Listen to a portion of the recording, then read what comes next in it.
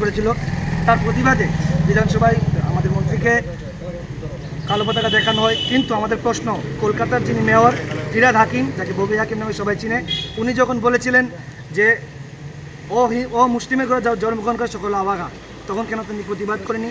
তখন রাহুল গান্ধী যখন দিল্লিতে বলছিলেন যে হিন্দু হিংস্র হয়, তখন কেন তারা প্রতিবাদ করেনি?